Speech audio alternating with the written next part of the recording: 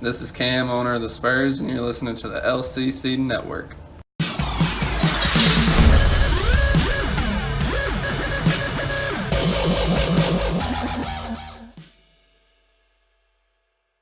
Hey everyone, welcome to the Commissioner's Clubhouse and the LCC Network for Week 7 of our regular season. We have another excellent show for you all. This week it's just me and Jameson Isaacs in Ecuador, doing some stuff for his wedding, I suppose. And Jameson, what's going on, man? Yeah, it's good to be back. I missed being on the show last week, but it was great to have some time with my wife for our two-year anniversary. Sorry, I'm trying to remember how many years. 2 years, 2-year anniversary. Yeah. So it's good to have that time off, but glad to be back. We got a super interesting episode. So we're halfway through the regular season in the LCC. 6 weeks have gone by, so we're gonna do a mid-season kind of a recap, right? So mid-season fantasy values, fantasy busts, owner busts, turnaround teams, fantasy MVP, all that stuff on this episode, right? So I think it's gonna be a lot of fun. Before we do that, let's jump into some LCC headlines. So first up here, it keeps getting worse. Jameson, not myself, Isaac, Cody, and Cameron lose again. We're all 2-4, and I think at least 3 of us are probably not going to make the playoffs, I imagine. So it's a tough road. It's a tough road, falling from the towers of greatness, where I feel like I've tried to stand for so long and now kind of living in a gutter. So also bad news for the bad boys. Billy Ray finally goes down. It takes 6 weeks for him to do it. Falling to Mufali, 348, 293 in a week 6 matchup. But he should get back on that horse. Maybe not this week. He's got a lot of players on bye, but we'll see what happens. He was the last undefeated team in the league. And then finally, Hunter of Champions, hunting for a title. Hunter goes to 5-1. Looks like a leader of the LCC, putting a lot of trash talk there in the group chat a couple of days ago. So it's good to see everybody active, and Hunter looks like he's going to make a run for it. So cool, Pat. Anything you want to say before we just kind of jump into it here? Got a lot of fun stuff to discuss. Yeah. The only thing I can think of is, not much longer, Jameson. We're going to be doing our playoff projections. As crazy as that sounds, we are that close, right around the corner to the postseason. It doesn't seem like it, I know, for a lot of people, but trust me, it is right there. Like, this is the time you got to be thinking a couple steps ahead, because it's going to be over before you know it. Yeah, blink and it'll be here, and then it'll be gone. So we'll definitely be doing projections, I would think, in the next 2 weeks or so, right? Like right after week 8, maybe.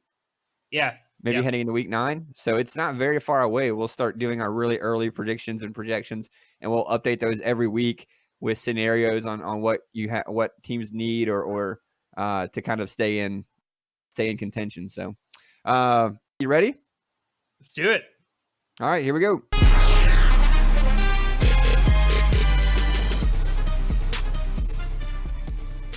All right, so week 7 discussion. First, week 1 through 6 recaps and review here. Mid-season fantasy MVP, Pat.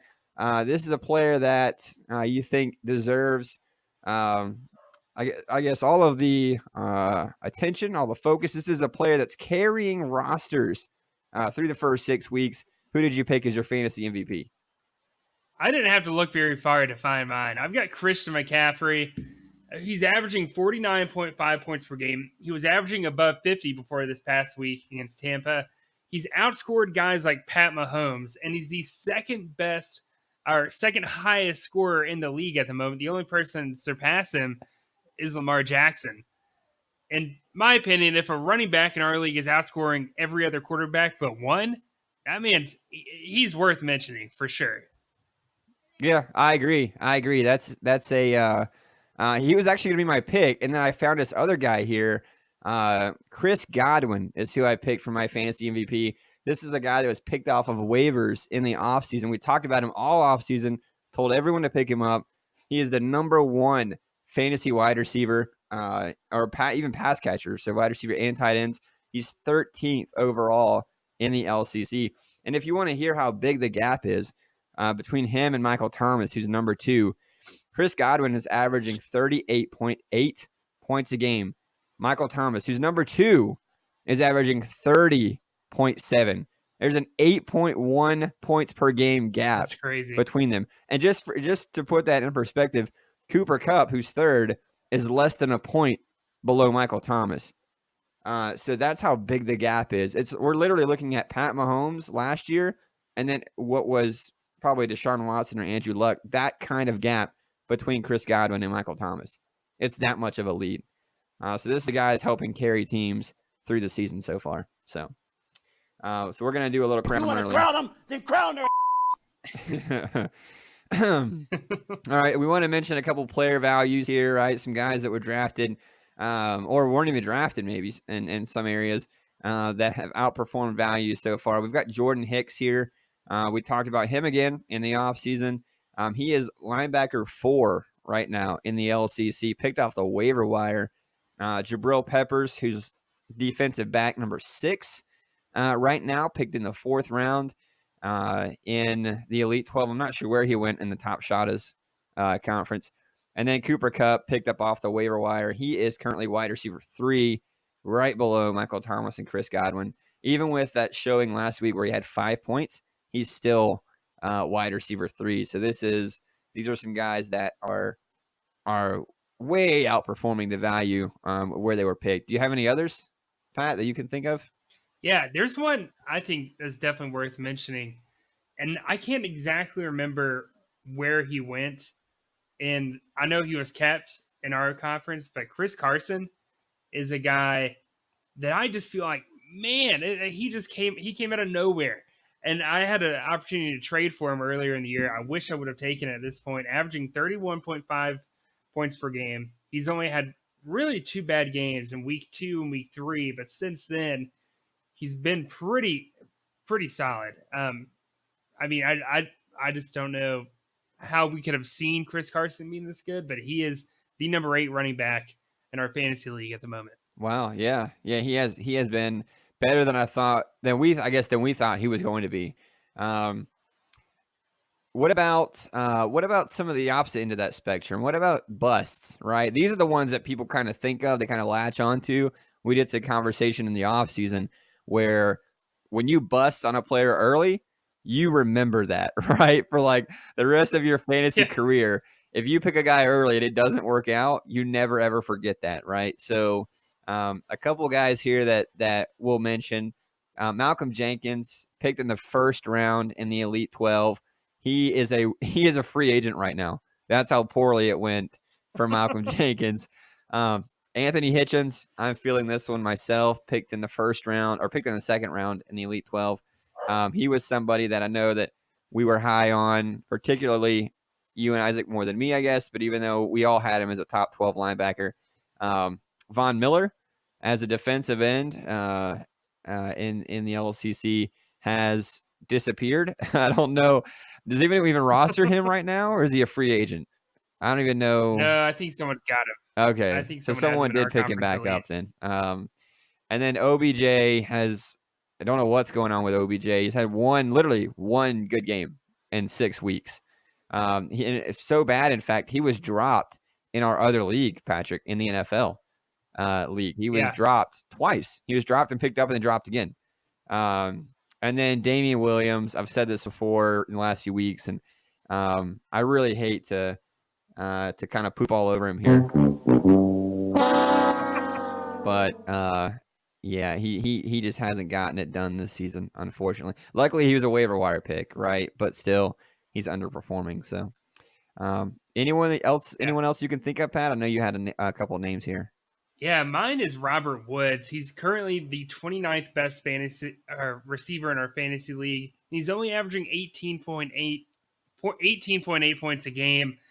I mean, he was a 1st round pick, mind you. I mean, Isaac was super high on him. I think we all kind of were in the offseason. But Isaac was the one that bit the bullet in our conference, at least in the Elite 12. And he has just been a total bust. And I mean, I don't even know if I guess he's worth rostering, but do you ever really need to start him, or should you ever start him? I don't know. Yeah. Yeah. No, I agree. You want to hear some other honorable mentions we didn't even put in the show? Deion Jones he's linebacker 23 on the season.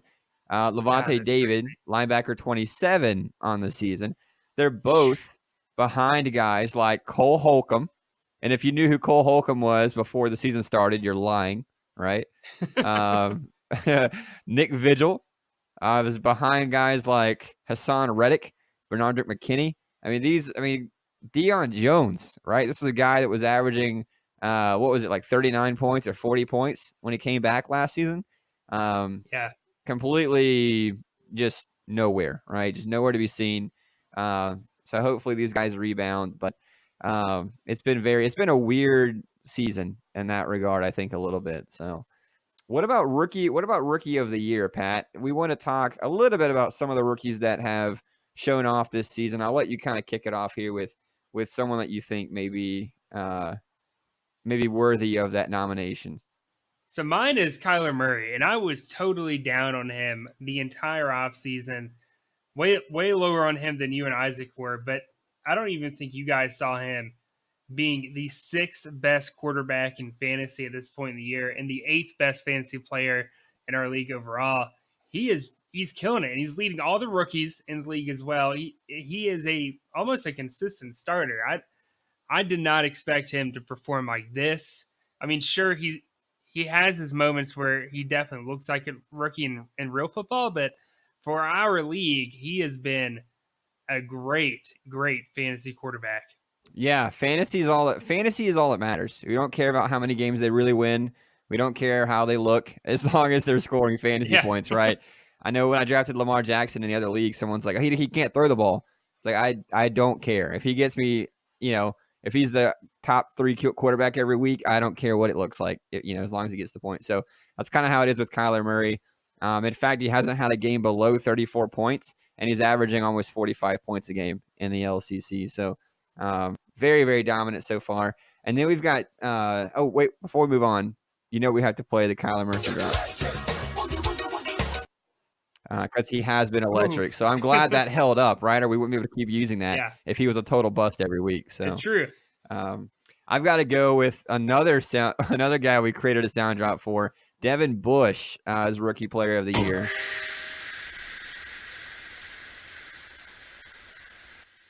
All right, I'll cut it off a little bit. We gotta move on. He's the number 1 linebacker in the LCC right now.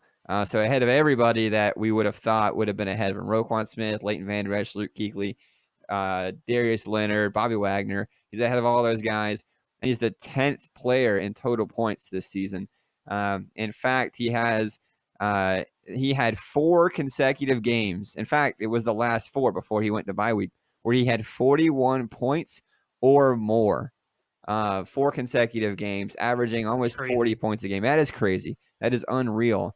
Not as good as Darius Leonard, through his 6 games last season, but pretty close and very worthy of the first round pick that he was taken in the Elite 12 and the 3rd round pick that he was taken in the top shotters. So, he's been breath of fresh air and some of the wonkiness that we've seen this season. So both of these guys, I want to play one more sound drop for both of them. I'm the Rookie of the Year.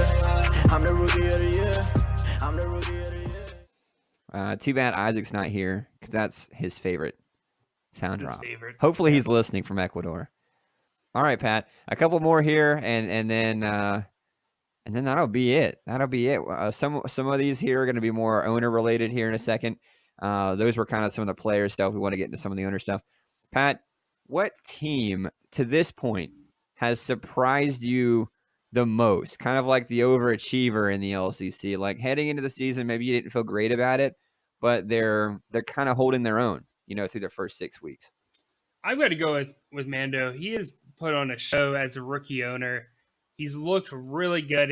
Total overachiever. I mean, I saw some things we liked about his roster during the offseason, but I don't think any of us were truly expecting this. He's, like I said, he's put on a show. He's leading the top shotters and points scored, although his record may not be as pretty as some of the other guys like Hunter and Daquan and Colby, but he's doing great. I mean, you can't take anything away from him. He is the best 3-3 team in the league without a doubt. Averaging 301.8 points per game. And this is the crazy thing, his efficiency is only 83%. Could you imagine if he just bumped that up a few percentage points, what that would look like? Yeah. I mean, yeah. That's crazy to think about when a guy's efficiency is that low, but he's still putting up a ton of points. Yeah, tied for the lead in his division at 3-3. He's got the third highest power rank in the entire league, right behind you and Billy, who are both, you're 4-2, Billy's 5-1, and he's the third highest power rank in the league. He's been scored on a lot, more than most teams, which is why he is 3-3. But this is a team that it looks really good. It scored a lot of points. And you're right. I agree. He's definitely overachieved, and he looks like a legit contender. Yeah, 100%. I've got kind of a similar situation. I picked Michael here. We kind of gave Michael a lot of flack early on. He is 3-3, but he's only 10 points behind Hunter in points for, and Hunter's 5-1. Considered one of the best teams in the league. He's third in the conference in points for.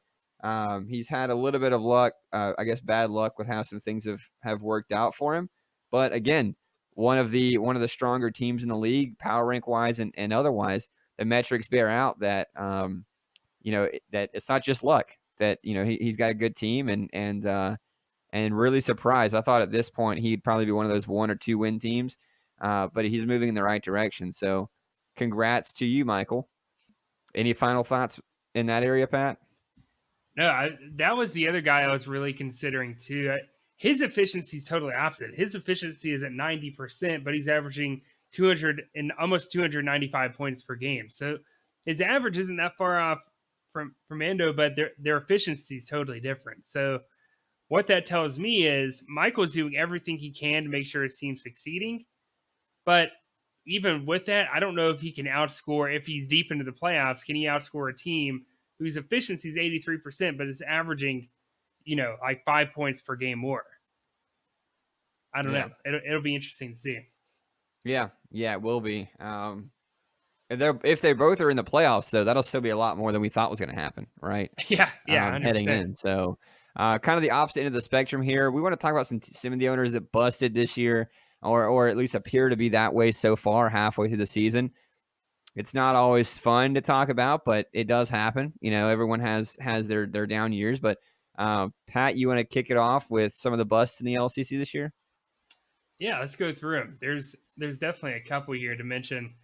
Cody is mine that I picked, back-to-back champion, but only 2 wins so far this season. In my opinion, 2018, that roster that Cody put together, I don't even think you could argue it, was the best roster ever put together in league history. When you go and look at his metrics, how much more points he was scoring per game compared to everyone else in the league, he killed it. And now we're looking at a team that's won 2 games. His schedule is extremely tough going forward. I can't imagine he truly thinks that he could easily get back into the race, because it's not going to be easy. You're trailing your division leader by 3 games. And that's assuming you can even beat him the next time you play him, because you lost by 26 points the last time. He's got Mafali this week. He's got Daquan after that. He's got Hunter after that. He's got Storm. I think that's a win. Then he's got Colby, and then he's got you. Well, that one may not be so tough this year, but still, that's a tough schedule. That's a really tough schedule. Based off what I'm going off of there's only 2 games there that are 100% winnable. So that means, all right, he's at least going 4-4, but you're going to need 7 wins to get into the playoffs, in my opinion, this year. I don't think 6-6 is going to cut it. He has got to win 4 out of his next 6 games. I don't even know if he can do that. Well, 4 of the next 6 only puts him at 6-6. So sorry. He's got to go 5. He's got to go 5-1. Yeah, and it's going to be tough. The metrics aren't working in his favor this year. It's just one of those years, man. I think it's going to be tough to overcome with Colby at 5-1, Hunter at 5-1, Daquan at 5-1, and then you've got some of the other teams that are strong at 3-3. Jordan, Matt, Charles, Michael. So it's going to be tough, very, very tough. There's a lot of competition there. And even Mufali, we didn't even mention Mufali and Mondo at 3-3. So it's going to be tough for sure. I kind of put two people here, myself and Isaac, just because our paths were kind of so similar heading into this season, right? We were 3 consecutive playoff appearances in a row. So back to back to back the last 3 years. 2 of the highest predicted win projections in the league in the offseason. Everything kind of bared out, that we should kind of be the leaders in the conference. And we're both sitting at 2 and 4, right? Now our metrics aren't terrible. So there might be a little bit of rebound, but it's definitely not worked out the way that I think that we would have thought it would have heading into the season. So I can't help but put us here because of expectations. You know what I mean? Like when you're expected to be 4-2 or 5-1 or whatever the case is, and you're just lucky to win a game. It's you got to kind of fit in this group for now. So if that makes sense. So yeah, yep. Anything else there? I mean, there's some other teams that I think underachieved Peyton. 1-5 right now. We'll see what happens the second half of the season for him. He's got to win more than 2 games this year, I would think. I mean, with that roster, got to win more than 2 games. So there were some other guys too. Yeah, you hope so. Absolutely. And then finally here, a turnaround team, right? So we talk a little bit about good, a little bit of the bad. What about the teams that haven't been the best but can be good, right? That we're projecting can be good for the second half of the season. Pat, I'll let you go first. I know we talked about him a little bit earlier, but I've got to go with Michael. He's 3-3, second place in his division. But out of the rest of his schedule for the next 6 weeks, the next month and a half, he only plays 2 teams with a winning record. That's it. And he's scoring extremely high this year compared to previous seasons. I think Michael is a team that could, I don't want to say win the division, but could definitely get into the wild card and be a serious threat going into the top shot of his playoffs. Yeah, you mentioned that he only plays 2 teams with a winning record, right? Did you mention that? Yeah. With what he's averaging in his score, he can. I agree, man. He could absolutely win a few more games and sneak his way into the playoffs. That's a good pick. I've got Big Oss here, and I'm sure he's glad to hear about that because I know he catches some flack on the show sometimes. So I'm sure he's elated to hear his name being used in a positive light here. So Big Oss is 2 and 4 right now, halfway through the season, but he's 5th in the Elite 12 in points for, only behind some of the highest scorers, you, Isaac, John, and Billy, right? He only plays, get this, he only plays 1 game in the next 6 weeks against an opponent with a winning record. Only 1 game. So the opponents that are below that record, below the winning record, Tyler, who's been notoriously bad, Cameron, who appears to be in a downs year, only 161 points last week. Mike at 3-3, that could be a tough one. Matthew Watchhorn, and then Jade, right? So those are 5 games that he may not win all of them, but they're very winnable games, right? So he's not out of this thing by any means. He's averaging, what was it? Was it 300 points a game or almost 300 points a game? I think it's close. Yeah, the past couple of weeks he's been breaking 300. So yeah, it's close. Well. I mean, he's averaging, up in the 290s or something like that. So if there's a team that I'm looking at and I'm thinking, man, they could make a second half run, I think it's Big Oss. I think he'll be that turnaround team and could rip off 3, 4, maybe even 5 wins in the second half of the season here. So we'll see what happens. But anything else, Pat?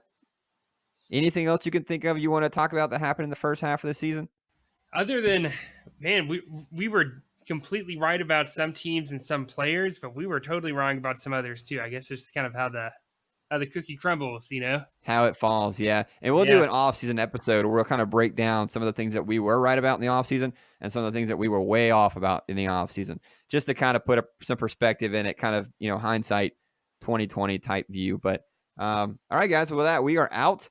We will see you for the second half of the episode later this week, and good luck as we head into week 7.